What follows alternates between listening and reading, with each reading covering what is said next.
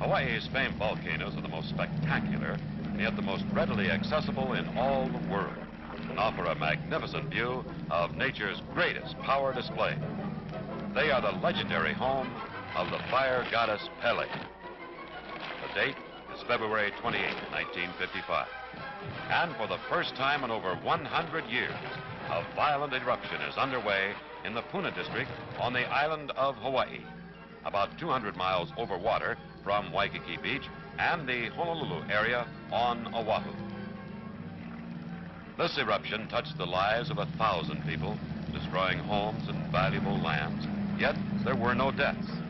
The mighty lava fountains and rivers have erupted on the east rift zone of Mauna Loa, a mountain that is the greatest single accumulation of lava on Earth, over 10,000 cubic miles in all, built up by countless eruptions down through the centuries. A rare sight as a volcano erupts in the backyard of a home with devastating results.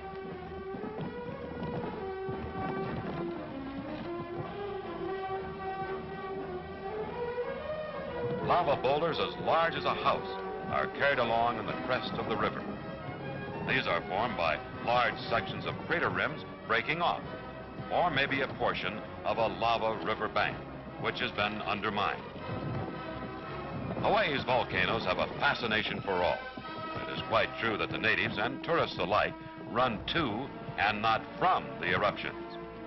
Yet, they all have a deep respect for the fire goddess Pele, who, according to legend, is responsible for the volcanic activities, for they will occur whenever she returns to one of her many homes on the slopes of Mauna Loa.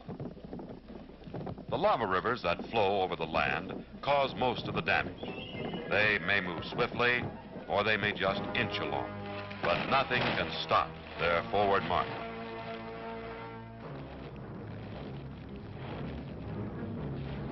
This once beautiful palm grove is doomed to a fiery death.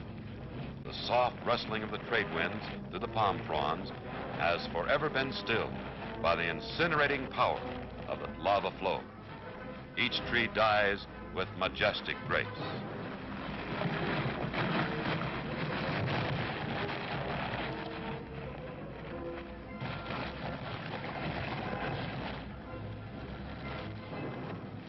This eruption continued for 88 days. One of the lava rivers soon reached the ocean and formed a fire fall. The molten lava, tumbling over the cliff, drops into the ocean, and great explosions occur.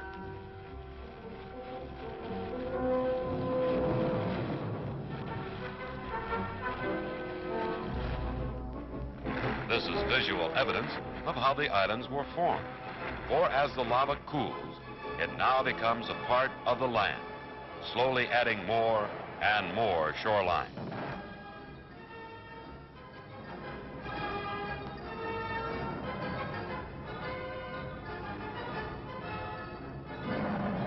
Five years have passed, and now on November 14th, 1959, another great eruption started. As viewed from the air, at its start, at least 7 different crater mouths were spewing forth lava in fiery fountains. This time it occurred in the great caldera of Kilauea, high up on the slopes of Mauna Loa. Once again, Pele had returned dramatically to another of her many homes.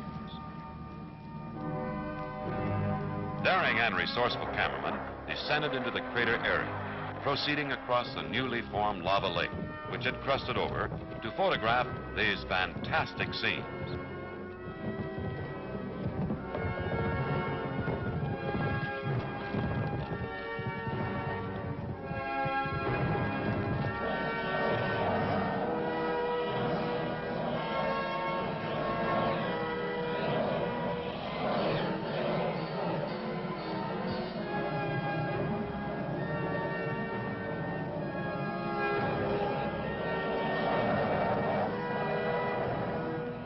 Note how this huge lava boulder has formed a perfect image of the head of Pele.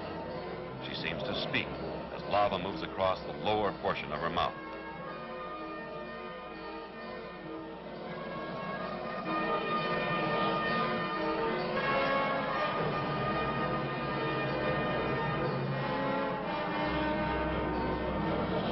Jack Carter, award-winning volcanic photographer, moves in for a close-up shot.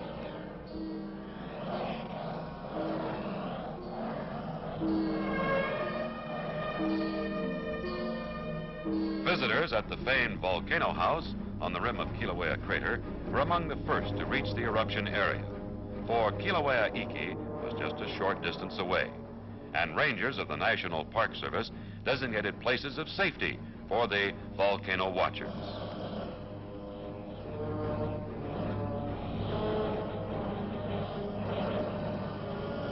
Three days after the start, the eruption again gained in fury, and fountains spurted to a height of 1,150 feet. In a week's time, the pool of lava in the crater was 300 feet deep, and it buried the vent from which the fountain had been spurting. This action continued unabated through a series of 16 eruptive phases, each lasting from 2 to 32 hours of light.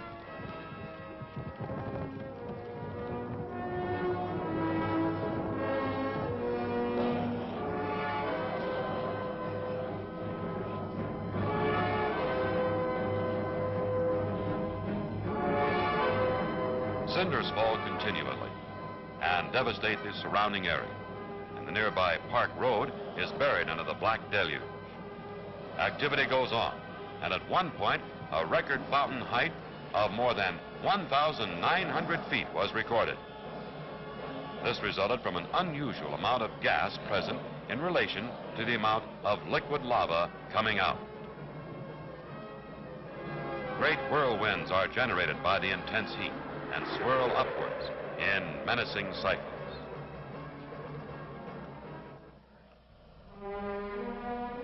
You may wonder about volcanism. How does all this happen, and why? If you will keep in mind that underneath the great caldera of Kilauea, a giant sort of plumbing system exists. Now, this pipeline, or conduit system, leads downward toward the great pools of Pele. She is a fiery, yet gentle goddess, for Hawaiian volcanoes are characteristically non-explosive. The lava is of high fluidity and of low gas content. Thus it escapes in the form of fountains without undue explosive violence.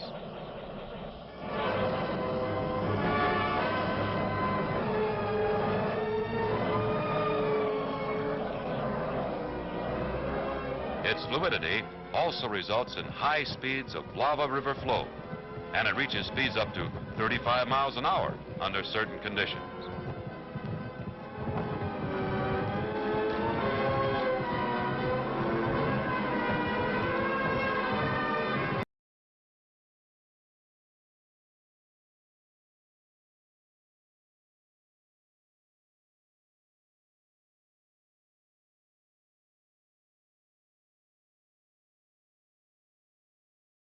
Before Kilauea Iki died, it had built a conical hill 150 feet high, and had left a pumice blanket 5 feet deep, half a mile from the vent. When it was all over, on December 21st, the lava pool in the new crater was 380 feet in depth and contained over 51 million cubic yards of lava. We end our trilogy of Hawaii's volcanoes with the Puna eruption on January 13, 1960. Following earthquakes, giant cracks appeared in the village of Kapoho, and residents started evacuating.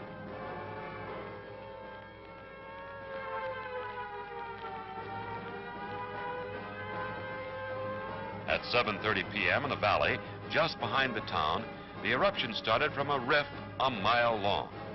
Fountains sent lava cascading over the land, and some of it encountered underground water, resulting in great explosions of steam and throwing lava chunks high into the air with a roar of 100 jet engines at full power.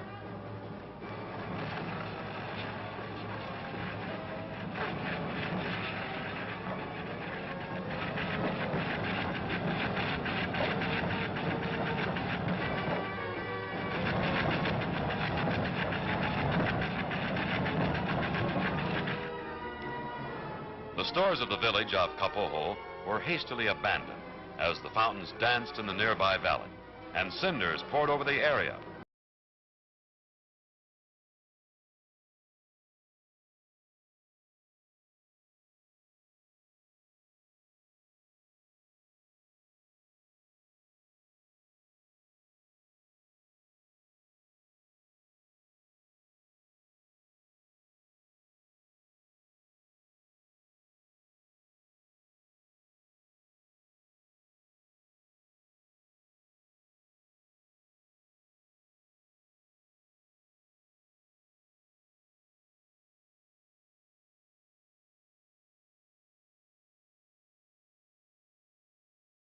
brought in to divert the flow, but it was an impossible task.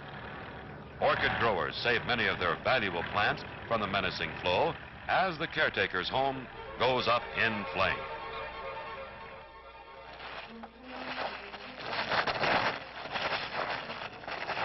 On and on it moves relentlessly, and a giant stand of palms falls victim to the searing heat.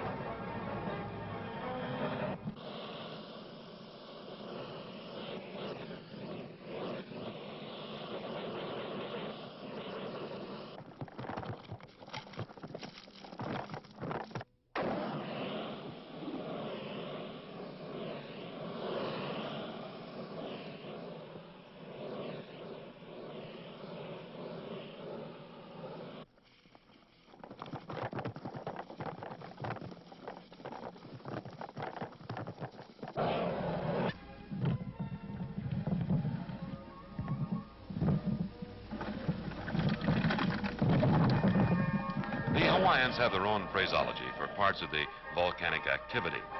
When a lava river separates into two parts and then again reunites, it leaves a piece of land, much like an island. This is called kipuka. And there are many of these on the slopes of Mauna Loa. A smooth, ropey or billowy type of lava flow has an equally smooth-sounding name, pahoehoe. The rough, spiny and pebbly surface of lava, which is difficult to walk on, is called a'a. While not all visitors are privileged to witness an actual eruption, there are many places where volcanic manifestations are evident. The great sulfur banks near the Volcano house can be inspected at close range. One may stumble across a real find, a piece of olivine, sort of a volcanic diamond, or maybe a lock of Pele's hair, or explore a lava tube like Thurston's, where you may walk through a lighted tunnel in which liquid lava once coursed in centuries past.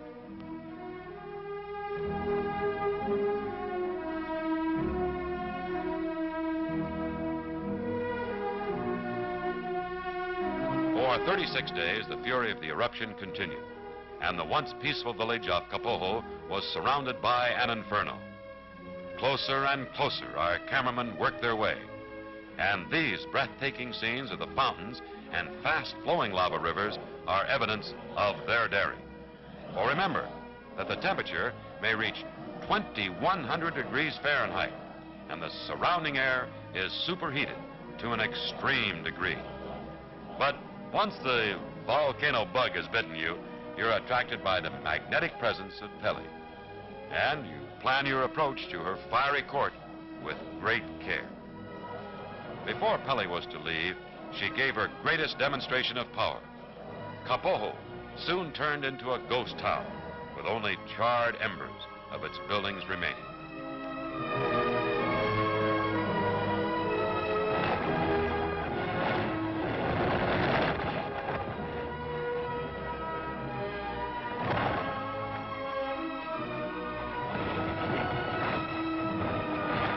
It is only on the island of Hawaii that Hawaiian volcanoes are active in our time, and its main cities have been built with respect to the possibility of eruption. Pele takes away, yet she also gives, and her sweeping lava flows enter the ocean to form new land along the coastline of Hawaii. The hot lava is cooled by ocean waves, and vegetation soon starts. Before many months, the tiny lichen and ferns have found root, starting another life cycle on the ever-growing island of Hawaii.